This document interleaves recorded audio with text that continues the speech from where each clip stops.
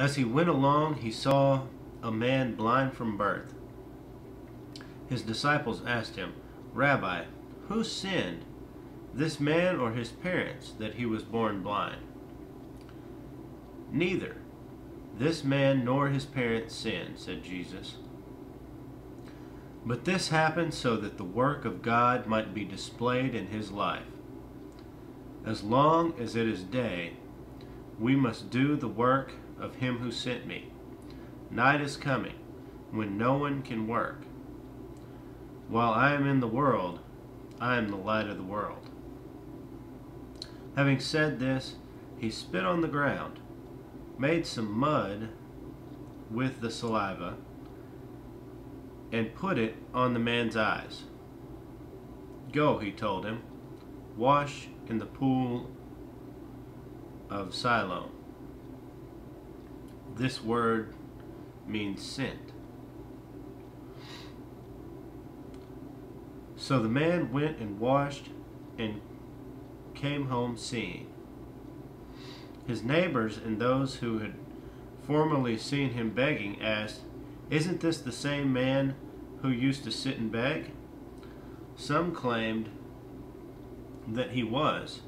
Others said, "No, he only looks like him." But he himself insisted, "I am the man."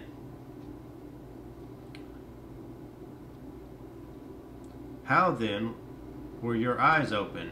they demanded. He replied, "The man they call Jesus made some mud and put it in my eyes. He told me to go to Siloam and wash. So I went and washed, and then I could see." "Where is this man?" they asked him. "I don't know," he said. They brought to the Pharisees the man who had been blind. Now the day on which Jesus had made the mud and opened the man's eyes was the Sabbath. Therefore the Pharisees also asked him how he had received his sight. "He put mud on my eyes," the man replied, "and I washed, and now I can see." Some of the Pharisees said, "This man is not from God, for he does not keep the Sabbath."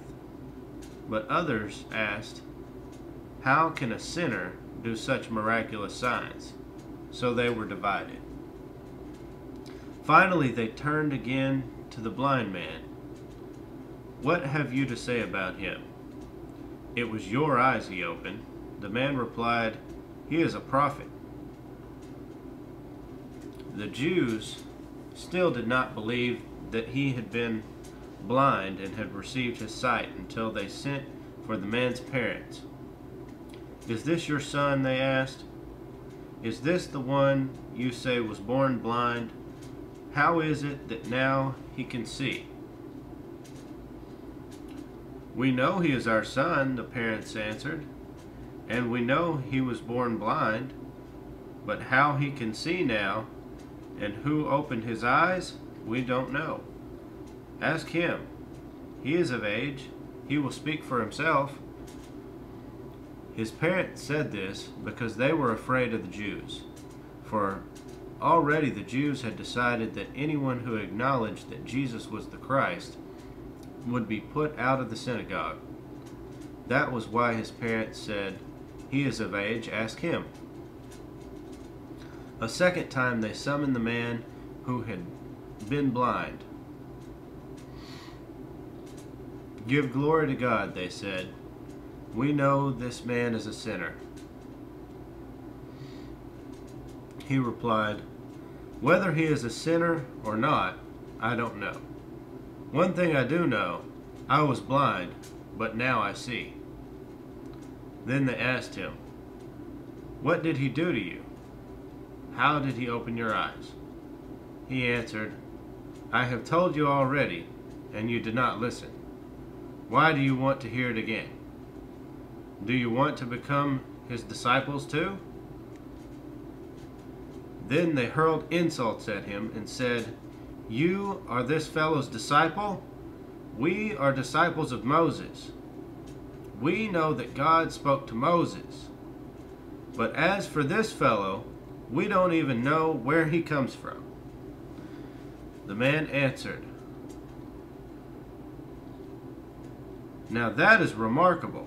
You don't know where he comes from, yet he opened my eyes. We know that God does not listen to sinners. He listens to the godly man who does his will. Nobody has ever heard of opening the eyes of a man born blind. If this man were not from God, he could do nothing." To this they replied, "You were steeped in sin at birth. Now dare you lecture us?" And they threw him out.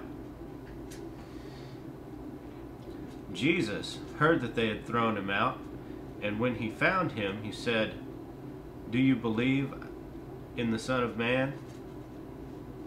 "Who is he, sir?" the man asked. "Tell me, so that I may believe in him." Jesus said, "You have now seen him. In fact, he is the one speaking with you."